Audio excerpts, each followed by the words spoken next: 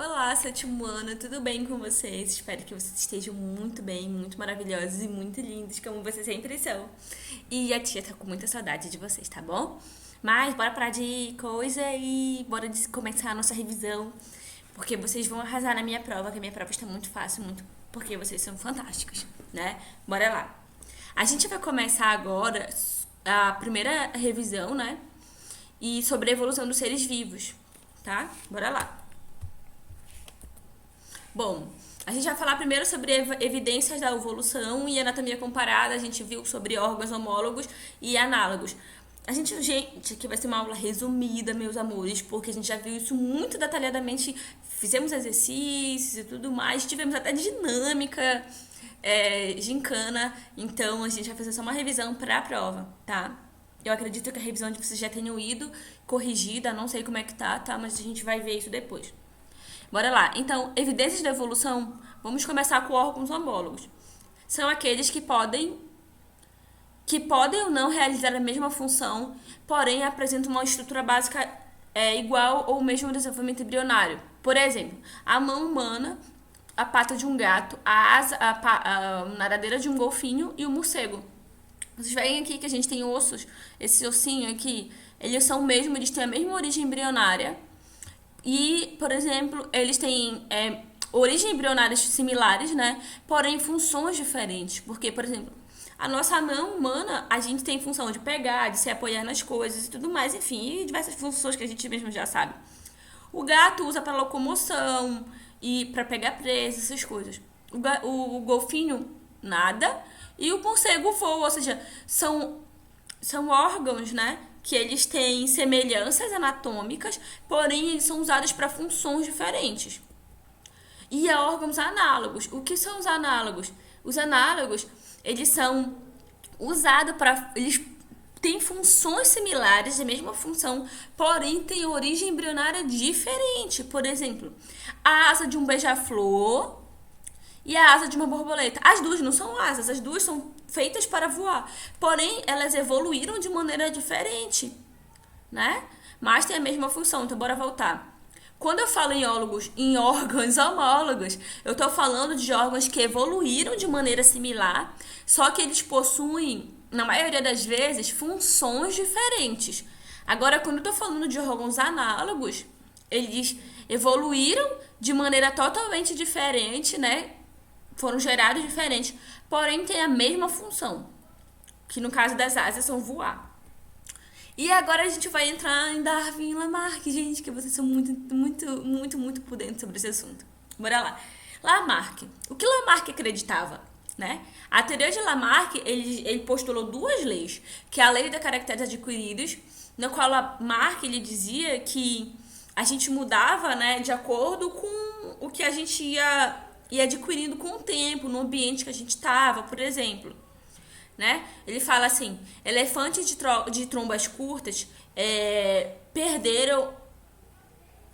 poderiam adquirir trombas longas para poder alcançar a água e galhos altos. Porém, essa característica de troncos longos seria transmitida aos seus filhos. Este conceito foi chamado de primeira lei, ou seja, ele achava, ou o exemplo da girafa, que foi o que eu falei pra vocês. Segundo Lamarck, existiam girafas de pescoço curto, né? E como foi sumindo os alimentos da parte da árvore baixa, onde ela conseguia até então alcançar, ela teve que esticar o pescoço. E de tanto ela esticar, ela começou a ter um pescoço mais longo. E os filhos dela foram nascendo com um pescoço mais longo, tá? Agora a gente também vai para a segunda lei de Lamarck. Deixa eu te ajeitar uma coisa aqui.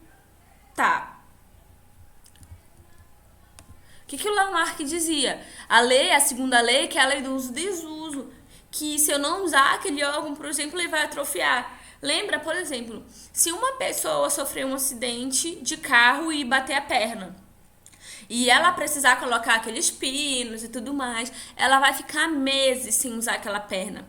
Quem já passou por isso, espero que não, mas tem algum exemplo em casa, próximo, vocês reparam que aquele órgão, aquela perna vai ficar fininha, porque a gente não tá usando ela vai atrofiando, vai retraindo. Por causa disso, Lamarck, ele observou, lembra? O cientista, ele é curioso. Ele postulou essa segunda lei, não foi do nada, foi de observação. Ou seja, a gente tem a primeira lei, que é a lei dos caracteres adquiridos, e a segunda lei, que é a lei do uso e desuso. Usou, cresceu, não usou, atrofiou, tá? Agora vamos para Darwin, o pai da evolução. O Darwin, diferente de Lamarck, ele postulou uma lei universal, que é a lei que a gente usa muito hoje, tá? Para Darwin, as mudanças de um indivíduo ao longo da vida não tinham relação com seus desejos ou vontades. Ou seja, para Lamarck, eles evoluíram porque eles cresceram, esticaram tanto o pescoço como uma girafa e cresceu. Para Darwin isso não era por causa de desejos ou vontades ou necessidades. Ele considerava que organismos de uma mesma espécie poderiam ser diferentes e que essas variações ajudariam a sobreviver em um outro ambiente. Por exemplo, ele defendia dois termos, que é a ancestralidade comum e a seleção natural. Quando a gente fala em ancestralidade comum, a gente vê lá para órgãos homólogos que a origem embrionária similares, digamos, significa que a gente tem algum ancestral comum, por isso que é similar, por isso que é homólogo. Por exemplo, eu evoluí do macaco? Não. Você evoluiu do macaco? Não, queridos, nós não evoluímos do macaco. Nós temos ancestrais em comum. Isso, quem postulou isso, essa ancestralidade, foi Charles Darwin, tá? Nós temos ancestral em comum, por isso nós temos similaridade. Nós temos 98% de similaridade com os orangotangos, por exemplo. Mas nós somos macacos? Não somos. E outra postulação muito importante de Darwin foi a seleção natural, onde ele diz que os indivíduos mais aptos a um determinado ambiente possuem maiores chances de se reproduzir e sobreviver, tá? Isso que o Darwin postulava, ancestralidade comum e seleção natural, tá, gente? E a gente também tem um outro conceito importante, que é que Darwin e Lamarck tinham em comum, afinal, né? Dois estudiosos, nenhum disse que o outro estava errado, muito pelo contrário.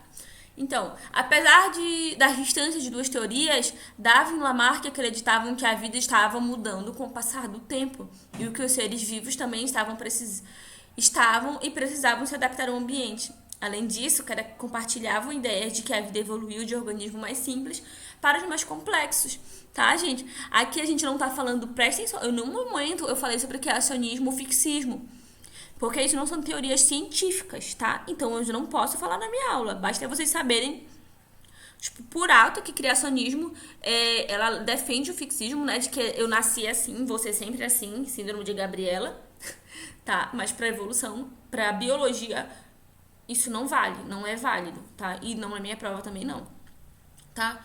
E a gente tem outro termo falando de evolução, que é o conceito de especiação, tá? Uma espécie é um conjunto de seres vivos que se cruzam entre si, mas não com membros de outra espécie. Além disso, apresentam características próprias de genótipos característicos.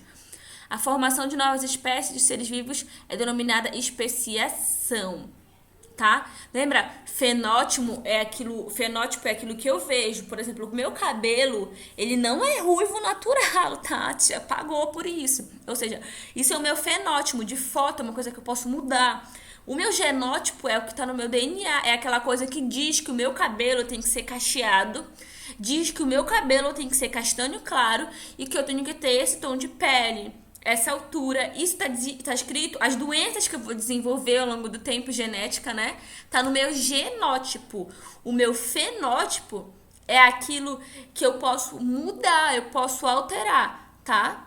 Eu posso engordar, posso emagrecer, posso alisar o cabelo, posso cortar, posso não ter cabelo, posso pintar o cabelo. Isso pode alterar, ou seja, o fenótipo eu altero e o genótipo ser alterado, por exemplo, em caso de radiação. Por exemplo, se eu tiver contato com raios ultravioleta muito agressivos, eu posso... Por exemplo, um exemplo de genótipos alterados são os mutantes. Os mutantes tiveram contato com radiação e por isso que eles ficaram daquela forma e desenvolveram poderes, superpoderes. Pena que nós não somos mutantes, né? E a gente tem a especiação, no caso, digamos, eu vou dar um exemplo, vou para essa próxima imagem, mas eu vou resumir ela porque ela não vai cair na prova de vocês, tá? É só por questão de conhecimento. O que é especiação? Por exemplo, eu tenho uma espécie de. Eu vou usar um exemplo que de fato aconteceu. Tem uma ilha, acho que é próximo do Rio de Janeiro, uma ilhazinha, que ela se chama Ilha das Cobras. E lá tinham uma espécie de cobra, de jararaca. Só que uma parte dessa ilha se partiu. E foi a mesma espécie, elas se dividiram, elas não tinham mais contato, porque virou duas ilhas diferentes. E a jararaca que estava na ilha A, digamos assim, ela começou a comer tudo que tinha, né? E essa ilha ela era mais distante do continente, ou seja, do Rio de Janeiro em si. E ela comeu tudo que tava no chão e não tinha mais. Então essa cobra teve que se adaptar a subir na árvore e a comer o que estava na árvore. Ela se adaptou a subir em árvores. Já o que estava na ilha B, que estava mais próximo do continente, ela já tinha mais contato com alguns animais terrestres, né? E ela continuou com o seu hábito normal. Só que elas viraram espécies diferentes como? A espécie A, ela teve que desenvolver um veneno diferente. Por quê? Ela tinha que subir na árvore e tinha que ter um veneno mais letal. Por quê? Se ela tivesse o mesmo veneno da B, quando ela subisse na árvore, o bicho ainda ia ficar se contorcendo. E até o tempo dela descer da árvore, o bicho já caiu. Quando ela descer, vai que o bicho já tinha fugido. Então ela desenvolveu com a evolução, lembra? Isso não aconteceu de um dia para o outro, levou anos para acontecer, milhares de anos, por exemplo. E essa jararaca da ilha A, ela desenvolveu um veneno mais forte para o tempo que ela subisse na árvore, ela mordesse a presa, aquele bicho já morresse, já caísse morto, para ela poder comer, entendeu? Tá? Então, acabou se formando duas espécies de jararacas diferentes por causa desse isolamento geográfico.